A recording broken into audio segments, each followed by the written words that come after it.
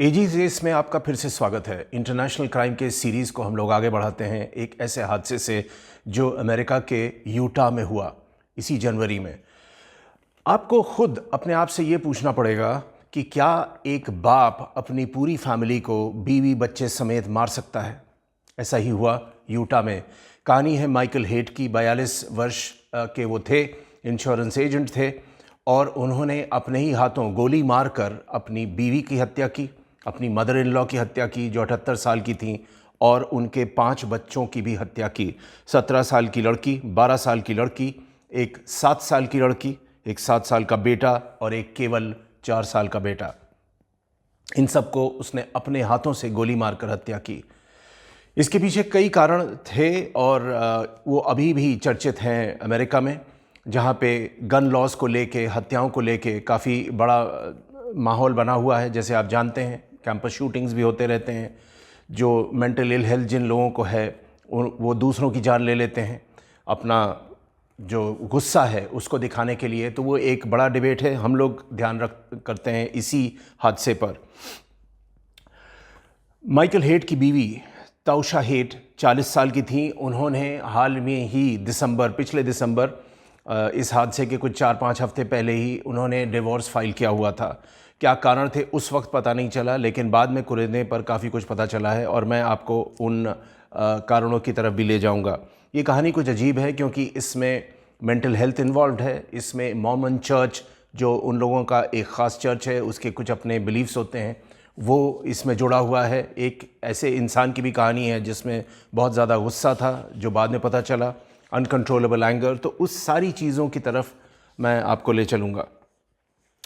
इस हादसे के बाद प्रेसिडेंट जो बाइडेन और उनकी पत्नी जिल बाइडेन ने भी अपनी जो इमोशंस हैं वो व्यक्त की। उन्होंने कहा कि एक स्टेटमेंट इशू किया था that we support the residents of Enoch city in Utah where this incident happened. तो ये मामला अमेरिकन प्रेसिडेंट तक के ध्यान तक में पहुंचा, काफ़ी बड़ा किस्सा बन गया। अब मॉर्मन चर्च जो कहलाता है वो Church of Jesus Christ of Latter Day Saints के नाम से मशहूर है। मॉर्मन चर्च के अपने कुछ कानून होते हैं, कुछ बिलीफ्स होती हैं जिनसे ये पूरी हेट फैमिली जुड़ी हुई थी। हालांकि ऑफिशियल्स का कहना है इस हादसे के बाद कि जब वो गोली मारकर उसने हत्या कर दी अपनी पूरी फैमिली की, कि हमें वो जो डिवोर्स के कारण है वो पता नहीं है, लेकिन वो बाद में पता चल गया। पुलिस को ये कैसे पता चला? वो ऐसे कि जब ताउशा हेट अपने काम पर नहीं पहुंची, एक अपॉइंटमेंट उनको था, जब वो वहाँ नहीं पहुंची तो किसी ने इन्फॉर्म किया पुलिस को और पुलिस जब आई तो उन्होंने ये एक भयानक दृश्य देखा।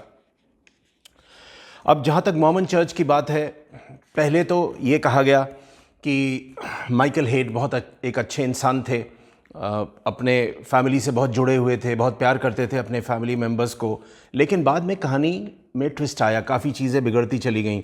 मॉर्मन चर्च के जो क्रिटिक्स हैं उनका कहना है कि ये सारे प्रीस्ट्स ये सब मेल होते हैं, इसमें कोई फीमेल प्रीस्ट नहीं होती हैं।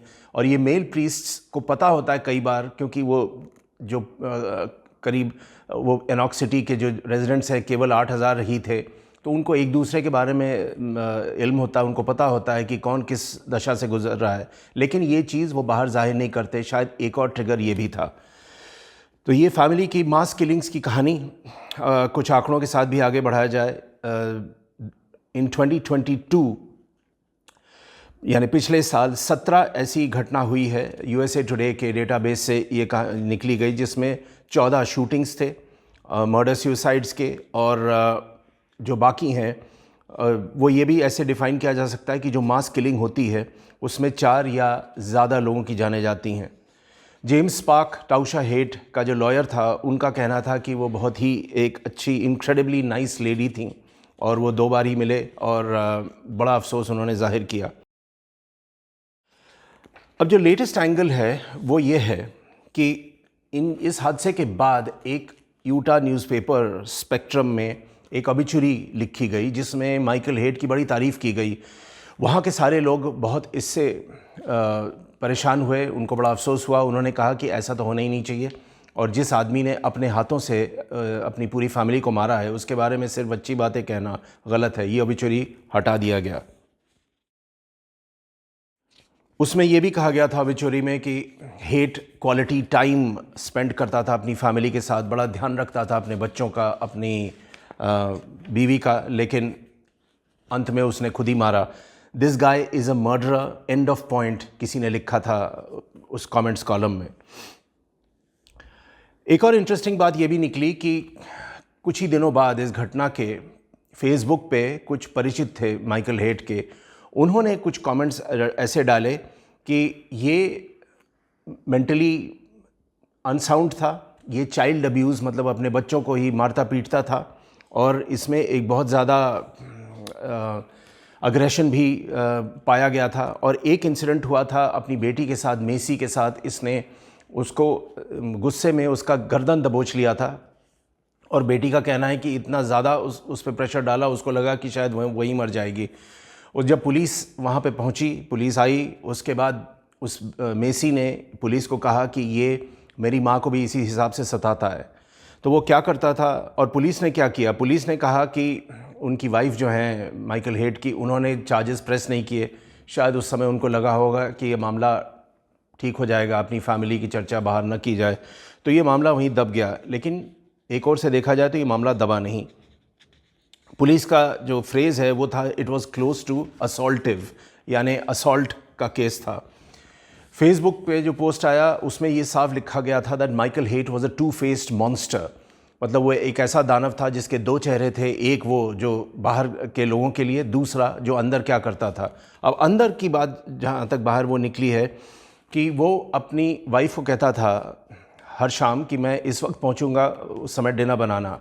एक बार वो उसने अपना मन बदल दिया, तो आधा खाना बना हुआ था, उसकी वाइफ को वो सारा फेंकना पड़ा, फिर से उसको डिनर बनाना पड़ा।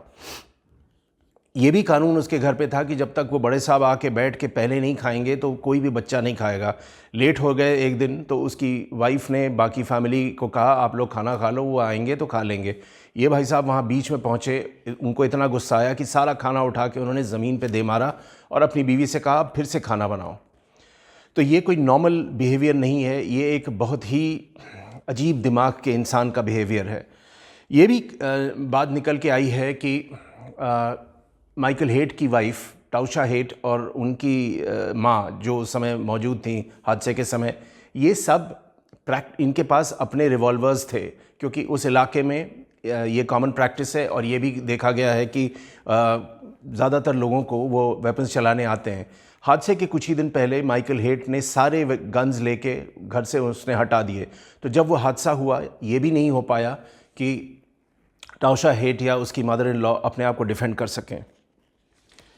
एक पुलिस को ये भी शिनाख्त के बाद पता चला कि अपने फ़ोन पर उसने 3 या 4 दिन पहले हादसे के गूगल सर्च किया हुआ था, और उस गूगल सर्च में ये निकला कि 9 mm या 40 mm की जो गन्स होती हैं वो कितना साउंड करती हैं, क्या बाहर के लोगों को सुनाई देता है।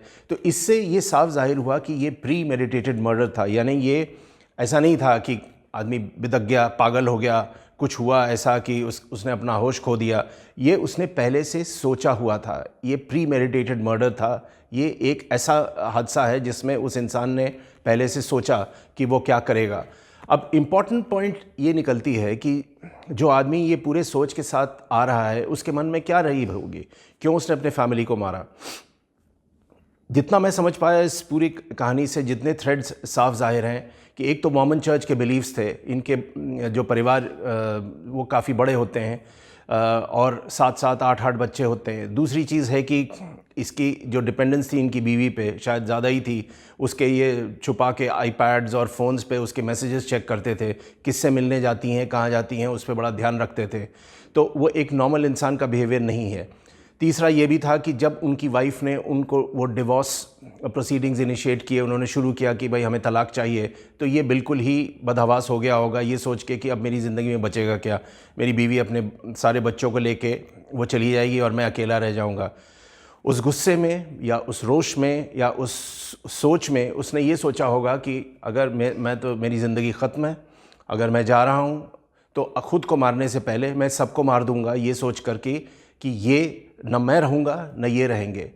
ये एक बहुत ही अहम पॉइंट है जिसमें लोगों को ध्यान देना चाहिए। और अगर ख़ास तौर से अमेरिका में इस इंसिडेंट के बाद काफ़ी चर्चा हुआ कि इफ़ किसी के अगर मेंटल हेल्थ इश्यूज़ हैं, किसी को फैमिली मेम्बर्स को लगता है कि कोई अनसाउंड होता जा रहा है, उसका दिमाग ठीक से नहीं चल रहा है, तो आप पुलिस को इत्तला करें, आप कुछ ऐसे फोरम हैं उनको इत्तला करें, ख़ुद को बचाएं और इंतज़ार न करें कि ऐसा हादसा फिर हो। Thanks for watching एजीजेस।